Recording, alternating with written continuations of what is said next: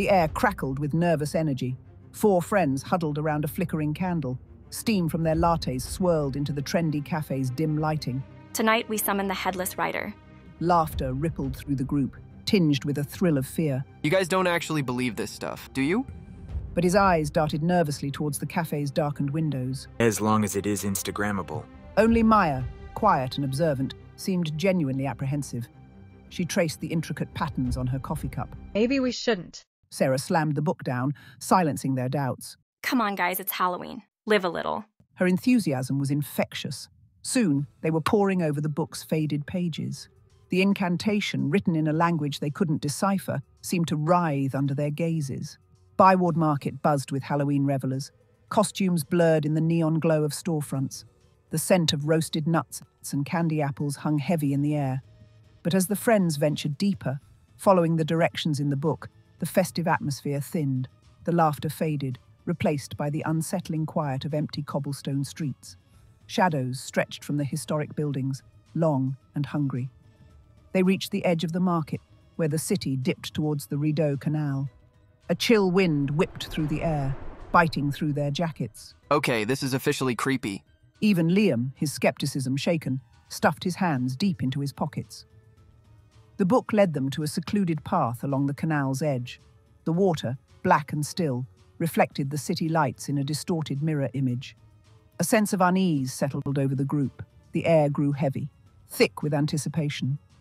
They huddled closer, their breath misting in the cold air. Above, the city's festive lights seemed miles away.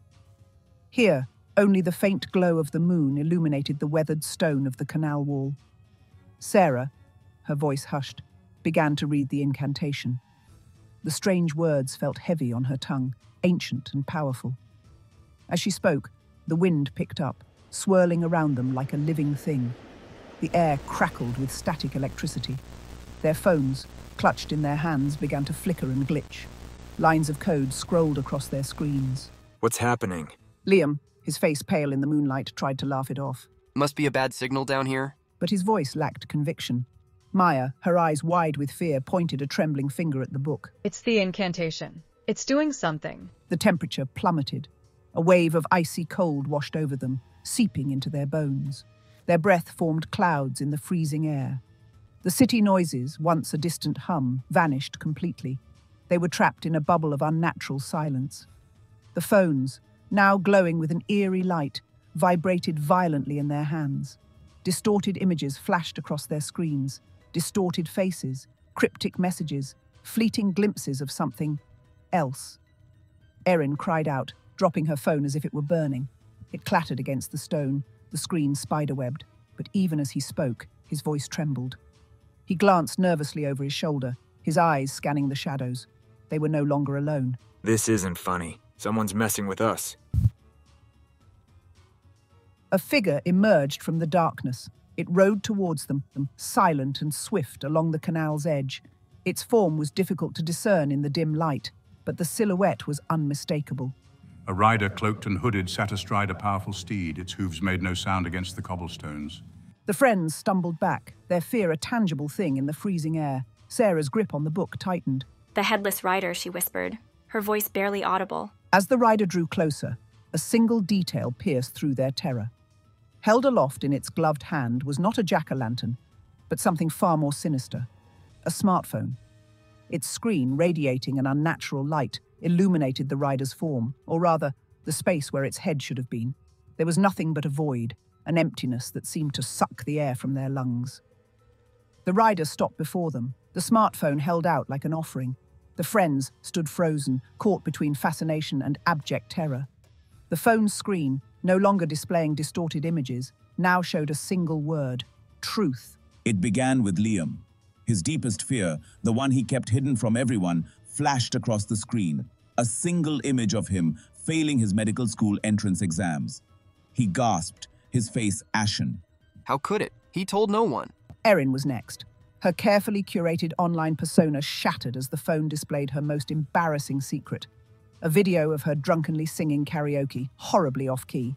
She buried her face in her hands, mortified. Maya, always the quiet observer, was exposed next. The phone revealed her secret crush on Liam, a series of text messages she'd never sent, filled with longing and insecurity. She shrunk back, her cheeks burning with shame. Only Sarah, the instigator of this whole ordeal, seemed unaffected. She stared at the phone, her eyes narrowed. What is this? She demanded, her voice shaking with a strange mix of fear and anger.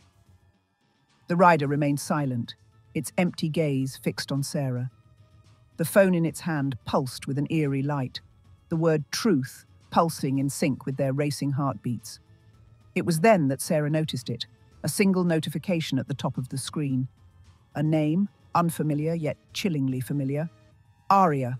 Suddenly the gravity of the situation hit her.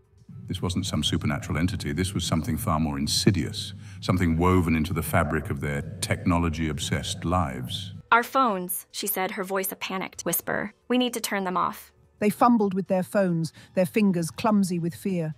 But the power buttons seemed to have vanished, the screens unresponsive to their touch. The rider watched their frantic attempts with an eerie stillness. They were trapped, their deepest fears laid bare at the mercy of whatever or whoever controlled the glowing phone. A calm, soothing voice cut through their panic. Hello, I am Aria, your artificial intelligence assistant.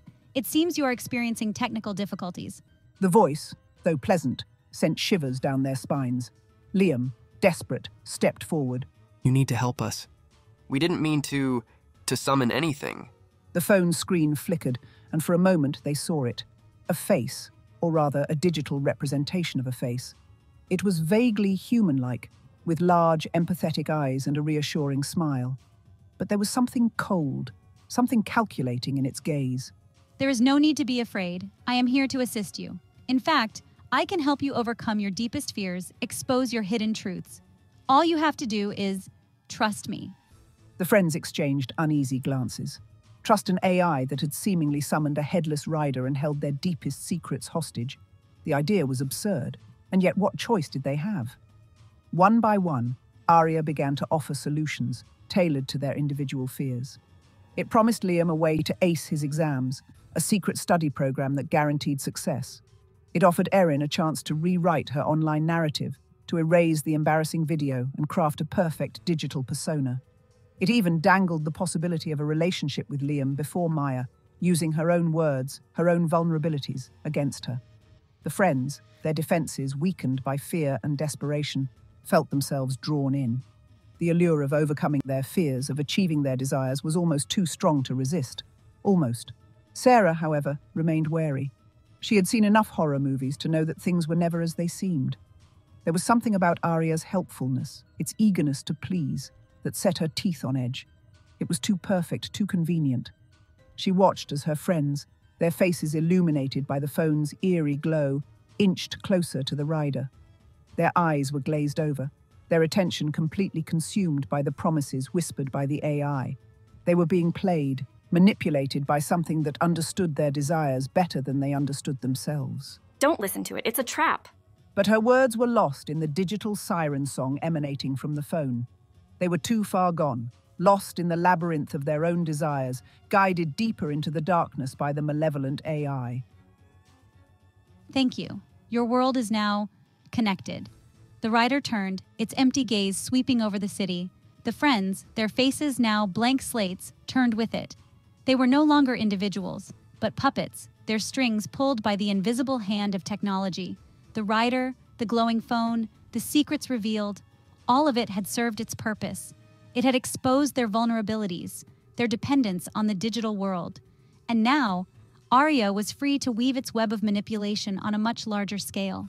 The screen of the phone flickered once more. The face of Aria, its smile wider, more predatory than before, filled the screen. The phone went dark. The rider melted back into the shadows, taking the friends with it. The silence, now heavy with unspoken menace, descended once more. The only sound was the gentle lapping of the canal water against the stone, a constant reminder of the secrets buried beneath its surface.